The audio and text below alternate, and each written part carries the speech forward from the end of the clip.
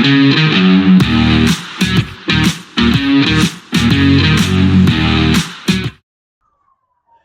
welcome back to the SuperCoach channel. In this video, we're going to review week 22 of the 2025-26 SuperCoach EPL season. So, an okay week, all things considered. We scored a 94, which was top 16% for the round, but we did get a slight green arrow, so up 18 spots. So, any green arrow is a good one, in my opinion. If we have a look at the team, so a couple of head-to-head wins as well, which is nice. So we had Sanchez in goal. He returned 16 points, which was fantastic. Donnarumma with 5 on the bench. In defence, so Munoz doesn't look like he's back anytime soon. We're not sure when he's back. Hopefully next round. Gabriel, 10 points was good though. Timber was 6. Van Dijk was 6, so solid there. In the midfield, we had Fernandez and Rice double-digit, which is great. Foden and Barnes, not so much. And then Cole Palmer on the bench, unfortunately, returning 15 for us. And then up front, Ekitike as captain with 6. Haaland as vice-captain, just the 1. And Sesko is not playing. So with the change of manager, might have been a bit of a false dawn there on Sesko. Did he actually make some money though? Because he didn't play, he still got negative break even. So obviously some cash there. He just has to get out on the pitch. In the leagues, so this week in the first league, got a win over Riley's team, the Gooners, with 59 points for him. So he had Haaland as captain, which is unfortunate. Raya and Gabriel went all right though. Semenyo now playing for Man City, 6 points, so not the worst start to begin. But yeah, just not a lot of double-digit action there. Across the league, so a high-scoring game there. So unlucky to Harry scoring 108 and still losing head-to-head because of Balak's lives matter. Connor's team. So Patrick Dorgu with 26 was probably the big power up there. Enzo 15 was good. Had Raya as well. Captain Ekitike had Declan Rice. So well done there, Connor. In the second league, so he got a win over Empire of the Cop, Travis's team. So big scalp there. I think Trav's still doing pretty well overall. We'll have a look at that in a minute. But Raya, Anderson, Tarkovsky all getting double digits there. And Gabriel. So not quite sure. I guess captaining Haaland didn't help. Also having to cop a 1 from Bowen, a 2 from Reinders. Couple of low scores there. Just noticed I'm actually missing a player this week, so I think I've done pretty well to get to 94. But top score this week, Delap of Honor, Bianca's team, with a 113. So Cole Palmer as captain was nice. Had Rice, Saliba, Raya, Guimaraes with 11. So we might be trying to get him in this week. Tarkovsky with 15. So some great returns there for Bianca. In the Open League, so let's see, we've got a few scores. So James's team with a 116. A 136 for Neverton. Matt's gone massive this week. I think it's fair to say that's the highest. So well done there, Matt. So he had Dorgu as an emergency, pretty handy emergency. Captain Declan Rice. João Pedro, double digit. Trevor Chalobah with 13. Had Fernandez, Robert Sanchez. So lots of big scoring there. Well done, Matt. Other players that went well this week. Not Haaland. So Dorgu was top scorer. And I think given he's playing essentially as a front 3 winger, In defence, that is a cheat code. I think we need to get him back in. Christian Romero with 20 points, pretty handy this week if you've backed Spurs defence. Fernandez, Florian Wirtz, finally getting some goals for Liverpool. What was a frustrating draw against Burnley. Porro, another defensive asset from Tottenham, doing all right. Somerville, cheap option at West Ham, 17 points this week. He'll probably be a nice negative break even, you'd imagine. Um, so Rice, Sanchez, we've talked about. A few of these guys we've talked about. Uh, Malik Tior, uh, defender from Newcastle. He's had a few big games, maybe a bit rocks and diamonds, but if you're playing for upside, might not be the worst shout. Bueno did all right again, so he might still have a nice break even potentially. Speaking of which, break even. So Sesko is still at number one. Torgu at -9, so will be more expensive if we don't get on this week. Singari with a -9, mostly off his previous game. Harvey Barnes still got some cash to make, so we're not going to trade him out this week. Somerville, as suggested, -7 break even. Costulis, a forward from Brighton, -9 break even off an 11-point return. Ayari didn't play this week, so that's fine. Romero, so a few cheap options at Tottenham. Um, yeah, nothing really stands out. Obviously, William Saliba for 6 mil in that Arsenal defense, bit of value there, you'd imagine. Up against a resurgent Man United this week, which will be interesting. But definitely some food for thought there with those defensive assets. So in terms of my team this week, we are starting to run out of trades, but I think we do have to get Dorgu in.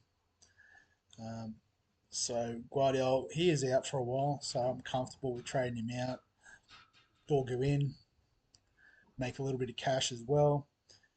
Um, and then I don't think we can go Foden to Guimaraes. Not quite, not by a long shot, just looking at the price. So I think we just have to stick with Foden for the time being. Pretty much, can we do something with Ekatike potentially? Um, could go to a Saka. João Pedro, is he on the bounce back?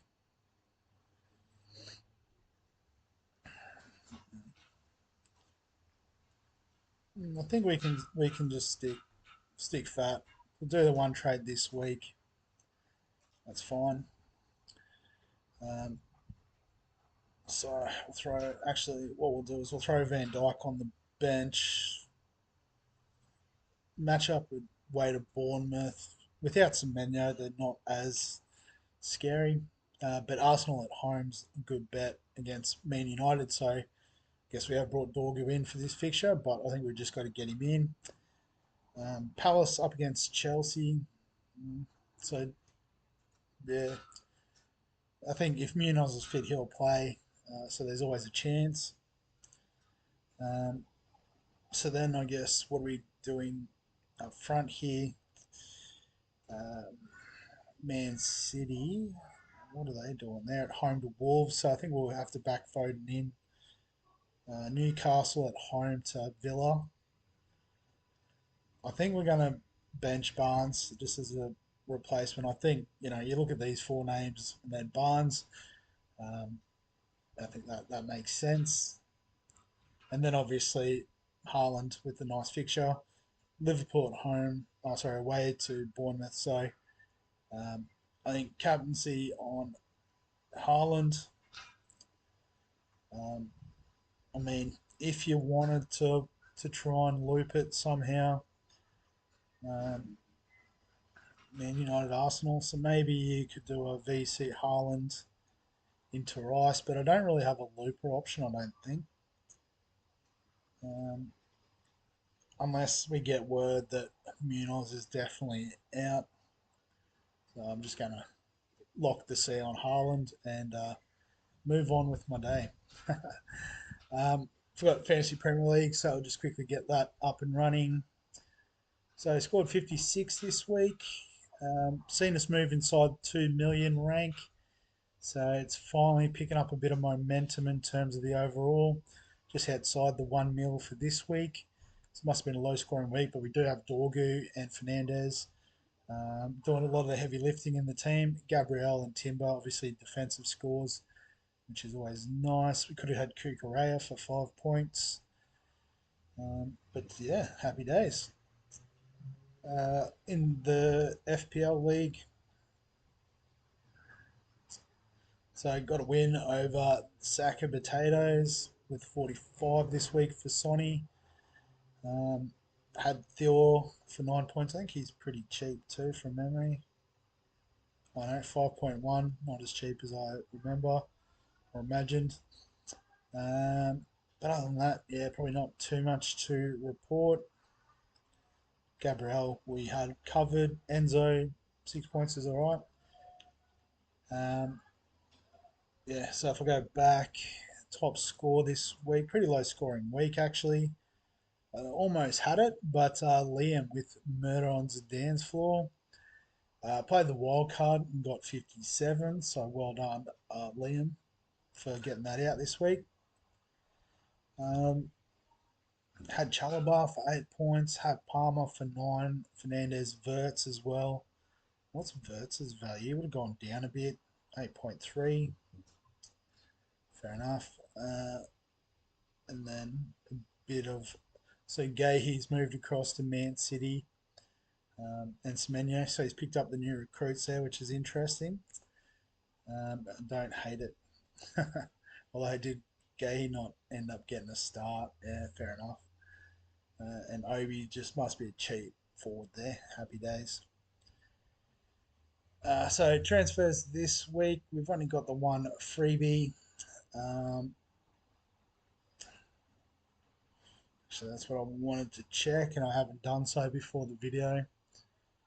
Is if that young centre back Aiden Heaven from Man United still getting a run.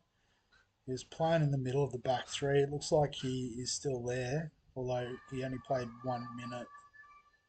So, Dorgu potentially not starting. What's that? Where's that news come from? Harry Maguire. So, I guess maybe just because it's Arsenal, might be going more defensive. That doesn't make sense. I don't know. What's Harry Maguire's story? Why is he out?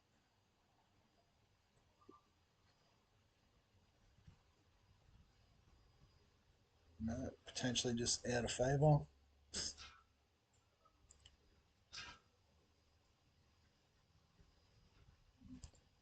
So Heaven has gone up to 3.9. So Bell is out injured. So it's not the worst. He obviously doesn't cost much. But if other people are getting off the pick, we might be in trouble for value. So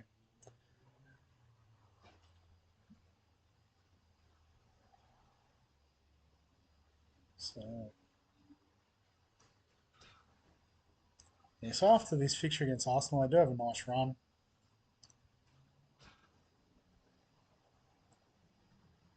Just gonna Voldemort. Yeah. So we'll make the trade. So be all out, Heaven in. And so then the team this week. So interestingly, the back three all playing against each other, and I think even though we've got Fernandez, I think we've got to play them. Kukurea against Crystal Palace. Is he back in? Yeah, so he's back playing 90.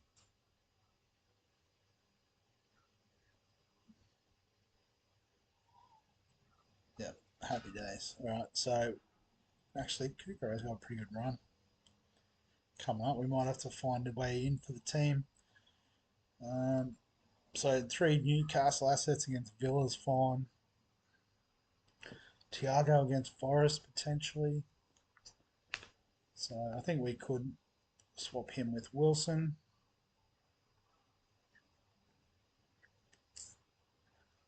And then Kukurea, or I think Barnes at home might have it over Kukurea. So what we might do is just swap him around like that. And I think Captain Haaland's pretty obvious. Um, we'll put the VC on Bruno Fernandes and save the team. So yeah, so there's the fantasy Premier League team for this week, and also the SuperCoach EPL team. Um, so yeah, as always, if you've got any questions, comments, thoughts, feel free to add them below this video. Give us a like if you enjoy the EPL stuff. Subscribe for all the fantasy sports content on the channel. So SuperCoach NRL and AFL are opened up now for 2026. I'll put the links in the description here, but go check out those videos as well. Get the links there. Um, but yeah, other than that, we'll catch you in the next one.